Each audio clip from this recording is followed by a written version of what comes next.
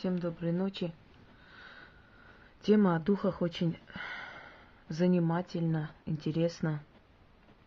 Но для некоторых личностей это хорошая коммерческая вещь, коммерческий проект.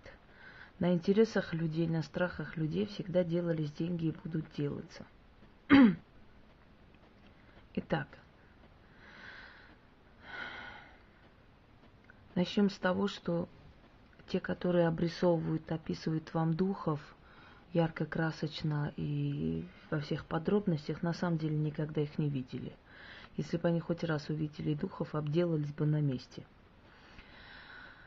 Почему объясню? Потому что человек, который видит духов, который знает духовный мир, он прекрасно понимает, что духи разумные существа, и они просто так не приходят. Они о чем-то предупреждают. А если он их видит, если понимает, почему они пришли, то у него нет цели сидеть и вам трындеть часами, что он видел вот такого-то духа, вступал в контакт с таким-то духом. Зачем, для чего, спрашивается смысл?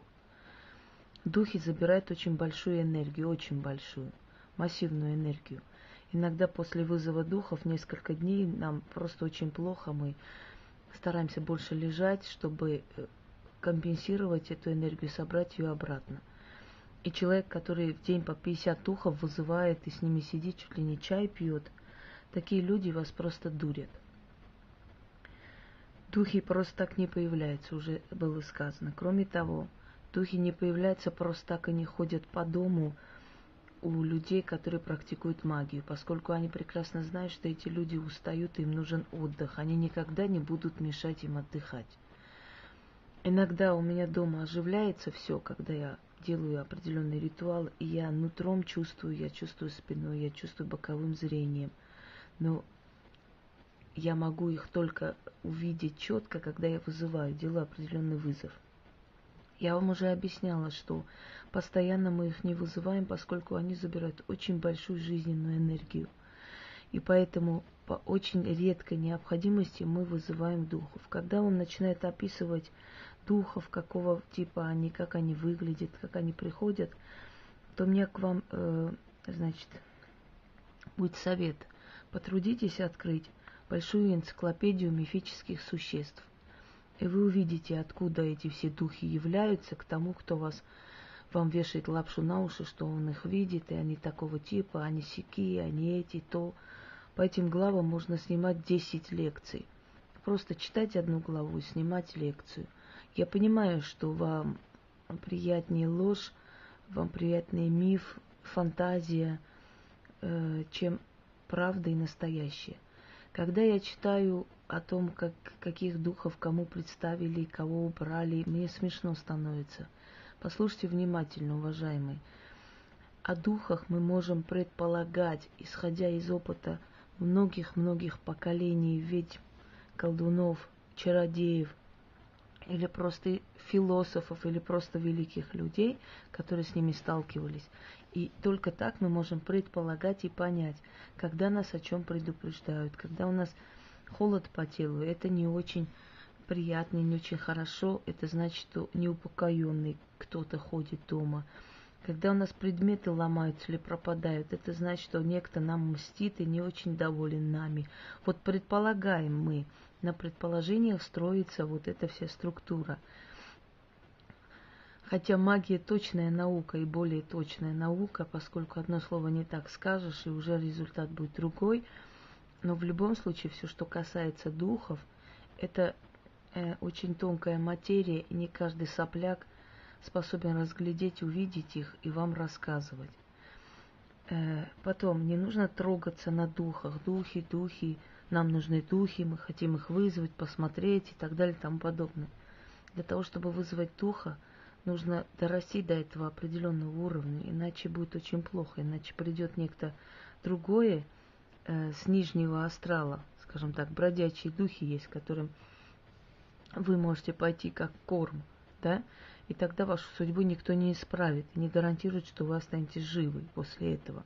Очень много было случаев, когда вызывание через зеркало духа, еще кого-то убивало людей. У Пушкина даже есть об этом написано, как нашли девушку, которая гадала на жениха, умерший возле зеркала, да, дух задушил.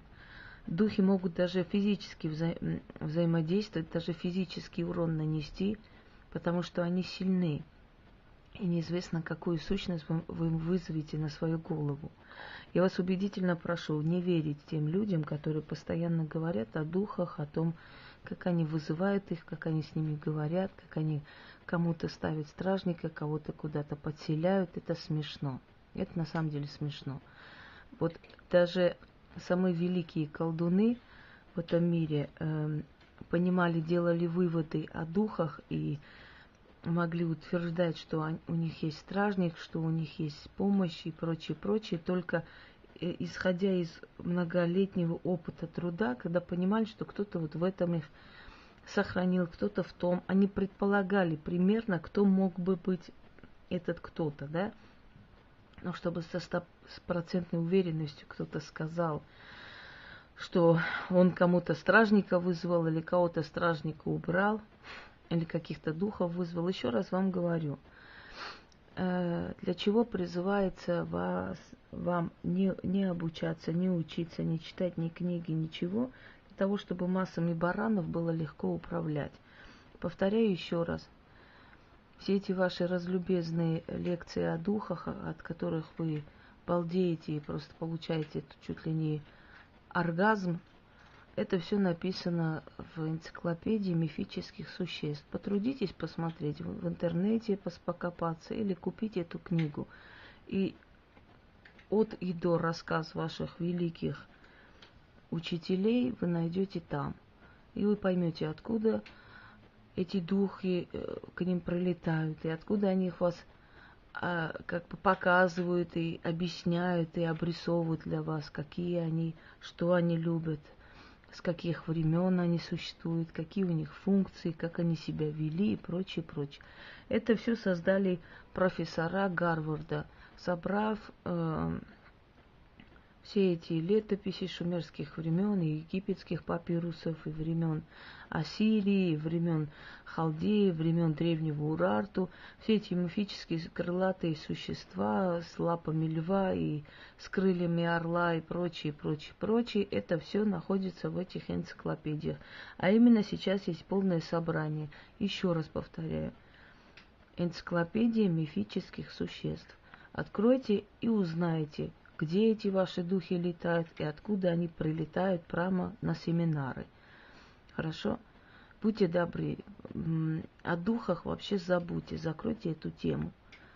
С духами имеют взаимодействие не все люди, не все даже практики. Это очень серьезная вещь, и не каждому оно дано. Этот дух, призванный вам для чего-то, может вполне вселиться в вас и жрать вас, и уничтожать вас, пока просто не доведет до могилы, не даст вам какую-то болезнь, которая вас изнутри сожрет. Всем всего доброго и откройте глаза пошире. Полезно это иногда.